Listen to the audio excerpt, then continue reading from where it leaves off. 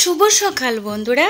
নদিয়া জেলার ছোট্ট একটি গ্রাম থেকে আমি পূজা আমার ব্লগ চ্যানেলের পক্ষ থেকে জানাই সবাইকে অনেক অনেক ভালোবাসা, অনেক অনেক স্বাগত। আশা করছি সবাই ভালো আছো, সুস্থ আছো। নতুন আরও একটি ব্লগে তোমাদেরকে সাথে নিয়ে শুরু করলাম আজকের দিনটি। তো আমার বন্ধুদের কাছে আমার অনুরোধ রইল ব্লগটা স্কিপ না করে সম্পূর্ণ দেখার আর আমার সাথে থাকার, আমাকে একটু সাপোর্ট করার। তো চলো বন্ধুরা, ব্লগটা তোমরা প্লিজ দেখতে থাকো।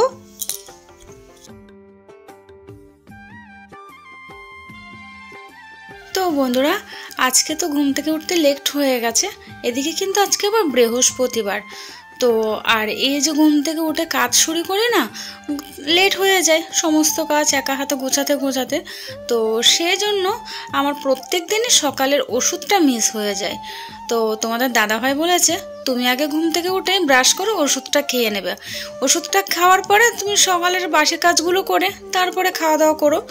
তো সেই জন্যে আজকে থেকে আমি সকালে ঘুম থেকে উঠে ব্রাশটা করে নিয়েছি। ব্রাশটা করে আগে সকালের আমার যে ওষুধটা আছে খালি পেটে, এটা হচ্ছে লিভারের ওষুধ। তো আমার তো লিভারের একটু প্রবলেম আছে। তো এই কয়েকদিন ধরে ওষুধ না খেলেই আবার পেটের সমস্যাটা দেখা দেয়। তো সেই জন্য উঠে আগে ব্রাশ করে ওষুধটা খেয়ে নিলাম। আর দেখো আমার না সিরাপ খাওয়ার পরে সবসময় কেমন জানি গা গোলায়, তাই একটু মাউথ ফ্রেশ খেয়ে নিলাম। দিয়ে এবার কাজে লেগে পড়লাম। দেখো প্রথমে আমি বিছানাটা গুছিয়ে নেব, এদিকে আবার মেয়ে স্কুল যাবে। সমস্ত কাজ কিন্তু সময়ের মধ্যে তাড়াতাড়ি করে নিতে হবে। আবার আজকে বৃহস্পতিবার, লক্ষ্মী পুজোটাও দিতে হবে সময়ের মধ্যে। তো দেখো বন্ধুরা, আমি কিন্তু প্রথমেই বিছানাটা ভালো করে গুছিয়ে নেব। আর একটা জিনিস তোমরা নিশ্চয়ই খেয়াল করেছো, আমাদের বিছানায় কাঁথা বিছানো। তো বিছানার চাদর পাতা হয়নি, তার কারণ হচ্ছে বিছানার চাদর যেটা আছে সেটা বারান্দায় পেতে দিয়েছি। আর দেখি এই ঘরের জন্য একটা বিছানার চাদর নিতে হবে। তো সেই জন্য যে পাতলা কাঁথা আছে আমার মা সেলাই করে দিয়েছে, তো ওই কাঁথাগুলো না বিছিয়ে দিয়েছে খাটের উপরে। আর আমার জানো তো, কাঁথা বিছিয়ে দিলে ঘুমটা ভালো হয়। আর আমার কাঁথা এত ভালো লাগে, ঘুমাতে গেলে তো আমার কাঁথা লাগেই লাগে। তো যাই হোক, বিছানাটা গোছানো হয়ে গেছে। এবার এই সাইডটা একটু ঝেড়ে মুছে দেব। প্রত্যেক দিন কিন্তু মোছা হয়, তারপরও জানো তো প্রচুর ধুলো হয়ে যায়। কি করে যে এত ধুলো আসে ভগবান জানে। তো এদিকে মোছামাছি হয়ে গেছে। এবার দেখো ঘরটা ঝাড় দিয়ে দিচ্ছি। আর খাটের তলটা যতটা পেরেছি, খাটের তলটাও কিন্তু ভালো করে ঝাড় দিয়ে ধুলোবালিগুলো নিয়ে নিলাম। আর এদিকে দেখো প্রত্যেকটা দিন কিন্তু এই খাটের নিচে, তারপরে শোকেসের নিচে, ট্রাঙ্কের নিচে প্রত্যেক দিন ঝাড় দেওয়া হয়। তারপরেও জানি না কেন এত ধুলো হয়। আমাদের তো মাত্র একটা বেডরুম আর একটা বারান্দা, তো আর রান্নাঘর সাথে, তাই ঘরটা ঝাড় দেওয়া হয়ে গেছে। রান্নাঘরটাও কিন্তু ঝাড় দিয়ে নিয়েছি। এবার বারান্দাটা ঝাড় দিয়ে দিলেই ঝাড় দেওয়া কমপ্লিট। তো এর আগে একটা দিদিভাই অনেক দিন আগে একটা আমার ভিডিওতে কমেন্ট করেছিল যে বাড়ি ঘর হিসেবে আমার ভাড়াটা বেশ কমই আছে। আসলে কি বলতো, আমরা তো গ্রামের বাড়িতে থাকি, আর গ্রামের বাড়িতে ভাড়া খুব খুব কম, নেই বললেই চলে। যারা বাইরে থাকে ফ্যামিলি নিয়ে, তাদের বাড়িটা তো খালি পড়ে থাকে। তো সেই জন্য মোটামুটি তারাই ভাড়া দিয়ে থাকে। তো সেই জন্য গ্রাম হিসেবে ভাড়াটা ঠিকই আছে, খুব একটা কম না। তো তাও আমাদের জন্য ঠিক আছে, আমার তো বেশ পছন্দ হয়েছে বাড়িটা। আর সব থেকে বড় কথা হচ্ছে নিজের মতো করে থাকতে পারি, একদম নিজের বাড়ির মতো করে থাকতে পারি, এই আর কি। তো দেখো এদিকে কিন্তু কথা বলতে বলতে ঘরটা ঝাড় দিয়ে এসে উঠোনটাও কিন্তু ভালো করে ঝাড় দিয়ে নিলাম। জানো তো বেশ কদিন ধরে না ইচ্ছে করছিল গোবর দিয়ে উঠোনটা লিপতে, কিন্তু গোবর কোথায় পাবো। দেখি গোবর যদি কোথাও থেকে ব্যবস্থা করতে পারি, উঠোনটা কিন্তু একদিন লিপবো। কেন বলো তো, এই অনেক দিন ধরে যদি না লিপা হয় না, বেশ বালি বালি হয়ে যায়। দেখি যদি কোথাও থেকে গোবর ব্যবস্থা করতে পারি আর কি, তাহলে কিন্তু উঠোনটা সুন্দর করে গোবর দিয়ে লিপা হবে। আর এদিকে দেখো আমার উঠোনটা ঝাড় দেওয়া প্রায় হয়ে গেছে। এখন রাস্তার দিকে ঝাড় দিয়ে দিলে হয়ে যাবে। আর মনা ঘুম থেকে উঠে হাত মুখ ধুয়ে ঠাকুরের ফুলগুলো তুলে নিচ্ছে। আমি আমার কাজ করছি আর ও কিন্তু পরপর ওর কাজগুলোই করে যাবে।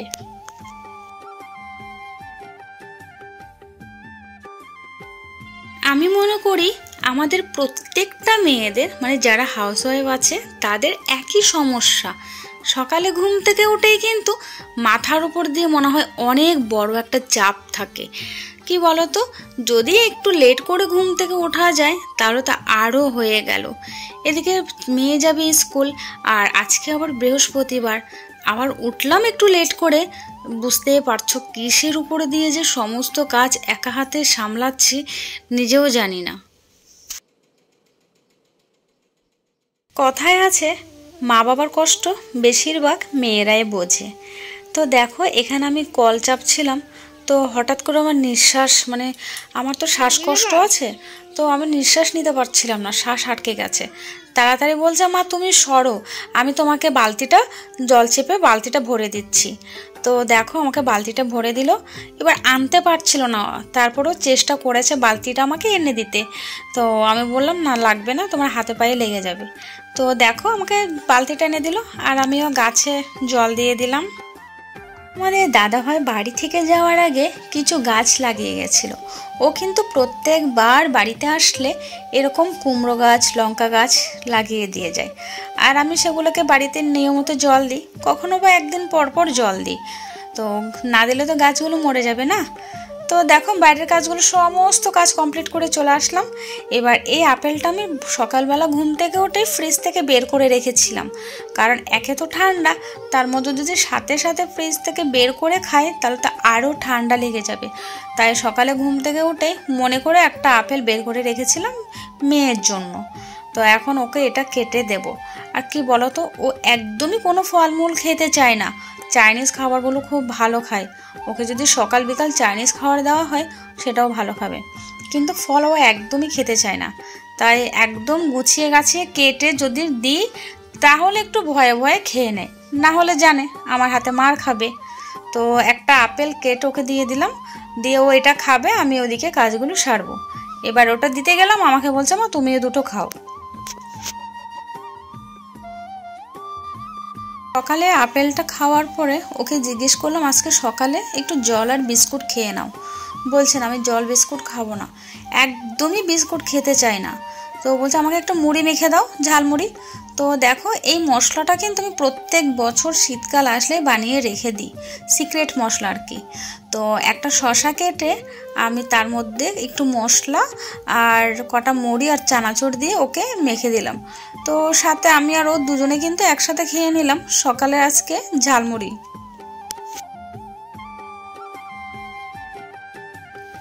আচ্ছা, তোমরা কি শীতের দিনে গরম জল খাও? আমরা কিন্তু গরম জল খাই না। কেন বলো তো? আমার এমনিতে পায়ে, হাতে আর গায়ে, মানে বলতে গেলে সারা শরীরে জ্বালা পোড়া হয়। এটাও একটা রোগ, অনেকেরই কিন্তু এই সমস্যাটা দেখা দেয়। তো সেই জন্য শীতের দিনে গরম জল দিয়েও স্নান করি না, আবার গরম জলও খাই না। সেটাও যদি কখনো হয় যে রোদ ওঠেনি কয়েকদিন একটানা, তখন হয়তো একটু গরম জল দিয়ে স্নান করি, কিন্তু সেটা তুলনামূলকভাবে অনেক কম। তো প্রত্যেক দিন নিয়ম করে সকালবেলা কয়েক বোতল জল ভরে রোদে রেখে দিই, তাহলে যে ঠান্ডা ভাবটা থাকে সেটা কেটে যায়। জল রোদে দিয়ে বাসনগুলো ধুতে চলে আসলাম। তো বাসনগুলোকে মেজে ধুয়ে একটু জল ঝরাতে দিয়ে দেবো, মানে একটু শুকাতে দিয়ে দেবো। তাহলে কি বলো তো, ঘরটা আর নোংরা হয় না। আমি যদি জল শুদ্ধ বাসনগুলো নিয়ে যাই তাহলে এই জলগুলো পড়ে, আর সানের ঘর তো, আর এই পায়ে পায়ে এক ঘর থেকে সারা ঘরে নোংরা হয়ে যায়। আর যেহেতু ঘর মোছা ধোয়া করতে হয় সব সময়, মানে একটু জল পড়লেও না যেন আমার মাথাটা গরম হয়ে যায়। তাই আমি চেষ্টা করি ঘরে যেন এক ফোঁটাও জল না পড়ে। তারপরও যত সাবধান হয়ে কাজ করি না কেন, ঘরে কিন্তু জল পড়েই। তো বেশিরভাগই চেষ্টা করি না পড়ার। তো দেখো আমি প্রত্যেক দিনই কিন্তু এই বাসনপত্রগুলো ধুয়ে আমি বাইরে জল ঝরিয়ে নিই, তো শুকিয়ে গেলে তারপরে ঘরে নিয়ে যাই।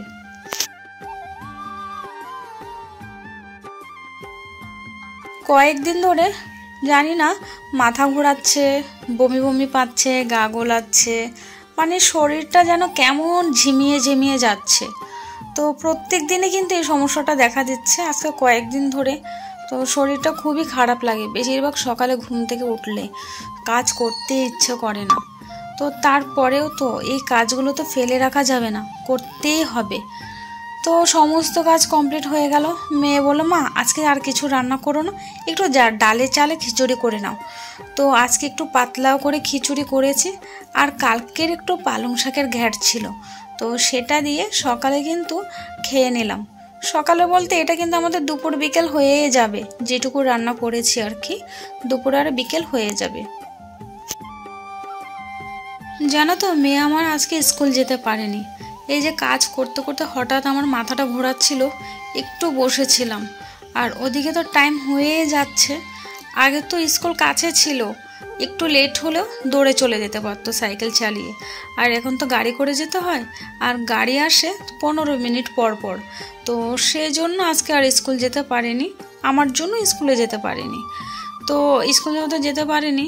এদিকে দেখো ওর স্কুল ড্রেসটাও নোংরা ছিল, আর ও স্নান করে নিয়েছে, স্নান টান করে এখন বাড়ি ঘরেই আছে, বসে বসে পড়ছে।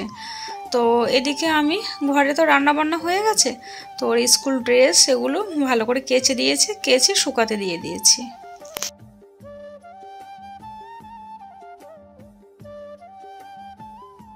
তাড়াতাড়ি স্নান করে চলে আসলাম। এদিকে দেখো সকালে মাথা ঘোরাচ্ছিল বলে একটু বসেছিলাম, অনেকটা লেট হয়ে গেছে কাজের। আর তোমরা তো জানোই শীতের বেলা কতটা ছোট, কাজ করতে করতে কিন্তু বেলা শেষ হয়ে যায়। তাই এদিকে আমার ঠাকুর পুজোটাও দিতে কিন্তু একটু লেট হয়ে গেল। আর আজকে তো বৃহস্পতিবার, ভেবেছিলাম একটু সকাল সকাল ঠাকুর পুজোটা দেবো, কিন্তু সেটার হলো না, অনেকটাই কিন্তু লেট হয়ে গেছে। জলে কমলা ব্যতীত হয়ে দুঃখিত অন্তরে কহিলেন না অন্তপর ঘূর্ণ ঘূর্ণি বরে নরলোকে দুঃখ পায় শোকের বিষয় দুষ্কৃতির ফল ইহা জানিবে নিশ্চয় চঞ্চলা আমার নাম কিসের লাগিয়া কারণ ইহার স্তবে শুনমন দিয়া দিবানিদ্রা অনাচার ক্রোধ অহংকার আলস্য কলহ মিথ্যা ঘিরেছে সংসার। তো বন্ধুরা একদম চলে এসেছে সন্ধ্যেবেলায়, আর দুপুরের পর থেকে কোনো ভিডিওই করিনি। তো মনা পড়া থেকে এসেছে, পড়া থেকে এসে এখন আবার পড়তে বসেছে সন্ধ্যে টন্ধে দিয়ে। আর আমি আজকে সন্ধ্যেবেলায় একটা সবজিওয়ালা এসেছে, তো ওনার থেকে দেখো অনেকগুলো সবজি নিয়েছে, ওই যে নিচে রেখেছি, ওগুলো সব গুছিয়ে রাখবো। আর এখানে দেখো সন্ধ্যাবেলা একটু পকোড়া বানাচ্ছিলাম, ফ্রিজে কিছু চিকেন ছিল, তো ওগুলো দিয়ে পকোড়া বানাচ্ছিলাম। এদিকে বানাচ্ছি, এদিকে খাওয়া হয়ে যাচ্ছে আমাদের। এই যে এখানে পকোড়া হচ্ছে, অবশিষ্ট কিন্তু আর এই কটাই আছে। এই যে একটু আগে বললাম না, রাত্রেবেলা একটা সবজিওয়ালা যাচ্ছিল, তো ওনার থেকে কিছু সবজি কিনে নিলাম। আসলে কী বলো তো, আমি গেছিলাম রসুন কিনতে, কিন্তু সবজিগুলো এত সুন্দর টাটকা টাটকা ছিল, দেখে আর লোভ সামলাতে পারলাম না, তাই কিছু সবজি কিনে নিলাম। আর বাড়িতে কিন্তু তেমন সবজিও নেই, তাই টমেটো, ফুলকপি, বাঁধাকপি, একটা বেগুন, গাজর, মানে মোটামুটি আরও হ্যাঁ মূলো শাকও কিন্তু নিয়েছি। আমার না শাক খেতে খুব ভাল লাগে, তো এই যে মূলো শাকগুলো কালকে রসুন দিয়ে ভাজা করব। আর জানো তো এই শাক যদি আগে কেনা হতো, রাতের বেলা কিন্তু টিনের চালে রেখে দিতাম, তাহলে কিন্তু অনেক তরতাজা থাকতো। আর এখন তো ফ্রিজ আছে, ফ্রিজেই রাখা হয়।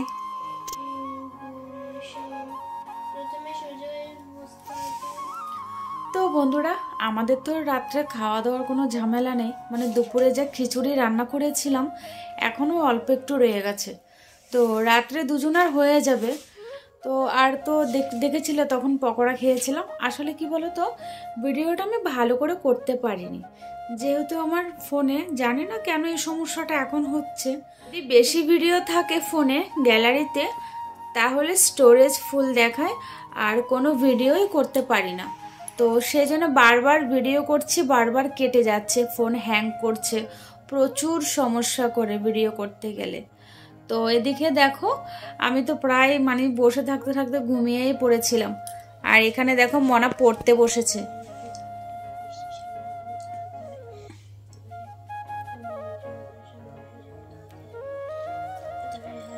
আর এই মাসের শেষের দিকে মানে ডিসেম্বরের না, এই মাসের শেষের দিকে না, ডিসেম্বরের 3 তারিখে না, ডিসেম্বরের 3 তারিখ থেকে পরীক্ষা। তো আর তো বেশি দিন নেই, মনে হয় 1 সপ্তাহ মতো আছে। তো ও এখানে পড়ছে আর আমি বসে থাকতে থাকতে পুরো মানে আমার ঘুম লেগে আসছিল চোখে। তো ওর পড়াটা শেষ হলে খাওয়া দাওয়া করে ঘুমাবো। তো চলো বন্ধুরা, ভিডিওটা আজকে এখানে শেষ করি। আর ভিডিওটা কেমন হয়েছে প্লিজ আমাদেরকে কমেন্টে জানিও। আর তোমাদেরকে সবসময় একটা কথাই বলি, তোমরা প্লিজ আমাদের সাথে থেকো, পাশে থেকো, একটু সাপোর্ট করো, যদি পারো একটু সাপোর্ট করো।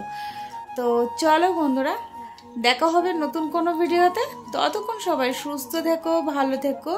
তো সবাইকে গুড নাইট। শোনা, গুড নাইট দিয়ে দাও। Good night, tata.